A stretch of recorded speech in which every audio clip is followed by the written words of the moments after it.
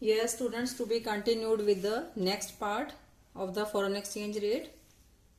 So earlier we were having in our economy two fixed exchange rate which are now outdated.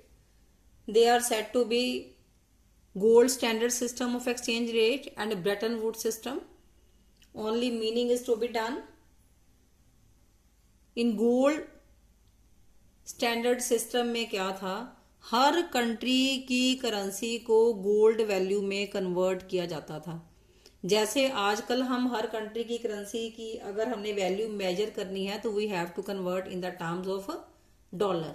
Same way उस time में in olden times it was to be converted in terms of gold. तो gold एक common unit लिया जाता था इस case में। तो जैसे फॉर एग्जाम्पल में क्लियर किया गया है, सपोज 1 पाउंड की डॉलर 4 ग्राम ऑफ गोल्ड है और $1 की जो वैल्यू है it is 2 gram of gold. So 1 UK pound will be equal to the 2 US dollar. That means ratio will be 1:2। This system was also known to be mint par value of exchange और mint parity. Then Bretton wood system of exchange rate. Bretton Woods system में भी gold को ही लेते थे unit, लेकिन इसमें हमने dollar को भी ऐड कर दिया। ये भी ओल्ड सिस्टम है, आजकल ये नहीं है। तो इसमें भी जो हर कंट्री की करेंसी को पहले US डॉलर में कन्वर्ट किया जाता था, देन डॉलर को एक फिक्स्ड वैल्यू गोल्ड की असाइन हो गई। अब इसको एडजस्टेबल पेग सिस्टम इसलिए कहा जाता है क्योंकि इसमें इंटरनेशनल मॉनेटरी फंड थोड़ी सी एडजस्टमेंट अपनी तरफ से कर सकता था। This system is also outdated nowadays. Now the most important system is managed floating. So managed floating जो एक्सचेंज रेट है, इस रेट में नो डाउट जो एक्सचेंज रेट है it is determined by the forces of market, forces of supply and demand, we have discussed earlier. लेकिन इसमें जो market forces हैं वो जो रेट ऑफ एक्सचेंज है, इक्विलिब्रियम रेट ऑफ एक्सचेंज है, उसको बहुत ज़्यादा ऊपर ना ले जाएं या बहुत ज़्यादा नीचे ना ले जाएं। तो उसके लिए जो सेंट्रल बैंक है इंटरफियर करता है ऐसे एक्सचेंज मार्केट एक्सचेंज रेट में या फ्लेक्सिबल एक्सचेंज रेट में, उसको अपनी मर्जी से थोड़ा सा ऊपर या थोड़ा सा नीचे लेके जाता है ताकि जो एक्सचेंज रेट है वो डिजायर्ड लिमिट्स से बाहर ना हो जाए। तो उसको मैनेज करता रहता है फॉरेन करेंसी के रेट को, जिस वजह से इसको हम मैनेज फ्लोटिंग कहते हैं। तो मैनेज फ्लोटिंग एक ऐसा सिस्टम है जिसमें सेंट्रल बैंक अपनी इंटरफेरेंस से रेट को एडजस्ट करता है ऊपर या नीचे, ताकि जो रेट है वो with in the prescribed limits रहे। और उस रेट को वो मैनेज कैसे करता है, by buying and selling of the foreign currency in the international money market. तो एक्चुअल में जो मैनेज्ड फ्लोट रेट है ये एक मिक्सचर है। किस चीज का मिक्सचर है? Of fixed and flexible exchange rate. Mixture कैसे है कि फ्लेक्सिबल एक्सचेंज रेट के अकॉर्डिंग तो जो मार्केट फोर्सेस हैं डिमांड एंड सप्लाई की, वो रेट ऑफ एक्सचेंज को फिक्स कर देती हैं एक जगह पे। लेकिन जो RBI है या जो गवर्नमेंट ऑफ इंडिया है इस रेट को ऊपर या नीचे फिक्स कर देती है रेट को, तो उसको हम कहते हैं fixed rate of exchange by the intervention of the RBI। So that's why it is said to be managed floating rate is said to be mixture of flexible exchange rate and fixed exchange rate, but the rate is here fixed by the intervention of the RBI. So this managed float rate is also very very important from the board point of view. Now for 1 mark questions, कई बार ये आ जाते हैं question में कि components बताएं demand and supply of the foreign currency. तो जो demand है फॉरेन करेंसी के उसके डिफरेंट पॉइंट्स है, उसके ऑपोजिट पॉइंट्स आ जाएंगे सप्लाई में। So these are very very easy and important also. इसमें फर्स्ट पॉइंट है आपका रीपेमेंट ऑफ इंटरनेशनल लोन्स, कि अगर हमने रेस्ट ऑफ द वर्ल्ड से लोन लिया हुआ है तो उसकी अगर हमने रीपेमेंट करनी है, क्योंकि अब्रॉड से लोन लिया है तो उसकी जो रीपेमेंट है वो फॉरेन करेंसी में होगी, तो इसके लिए हमारी कंट्री में फॉरेन करेंसी की डिमांड बढ़ जाती है to repay the international loans, जब हमने इंटरनेशनल लोन्स की रीपेमेंट करनी है। सेम वे अगर हमने rest of the world sector में इन्वेस्टमेंट करनी है, हमने बाहर जाके कोई बिजनेस करना है, तो उसके लिए भी हमें अपनी कंट्री की करेंसी किस में कन्वर्ट करवानी पड़ेगी, फॉरेन करेंसी में। So that's why also we are in great demand of foreign currency. Then next, अगर हमने इंपोर्ट्स करने हैं, इंपोर्ट्स करने के लिए भी अगर हमने इंपोर्टेड आइटम्स खरीदनी है, बाय करनी है, सेल फोन्स हो गए, टीवी हो गए,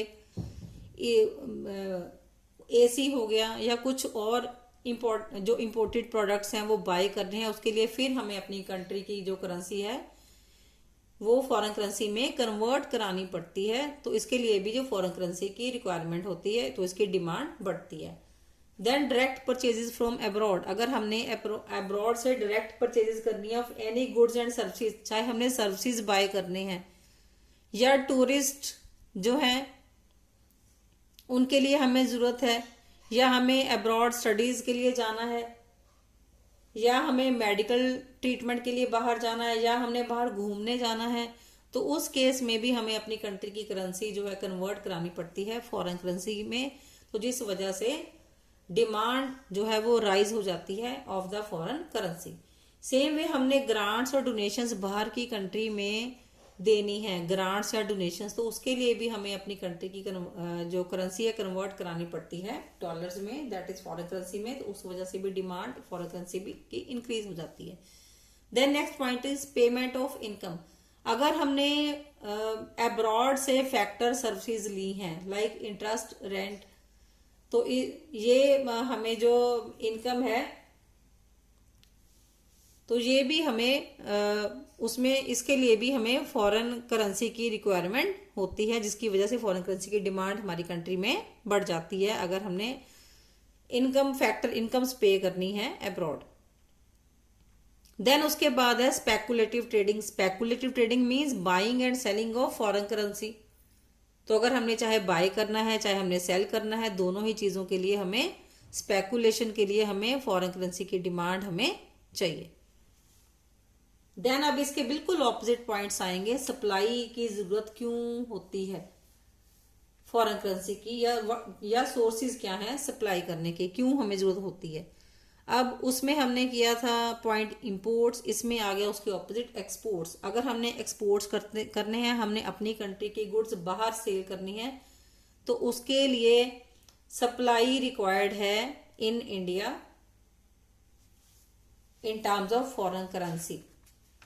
then investment from the rest of the world, अगर बाहर वाली कंट्री ने यहाँ आकर इन्वेस्टमेंट करनी है, जैसे एफडीआई फॉरेन डायरेक्ट इन्वेस्टमेंट्स यहाँ पर होती हैं, तो अगेन उनको भी अपनी कंट्री की करेंसी कन्वर्ट करनी पड़ेगी। इट मीन्स हमारी कंट्री में जो सप्लाई है वो फॉरेन करेंसी की वो इंक्रीज होगी। देन उसके बाद पॉइंट है हमारे पास direct purchases by the rest of the world.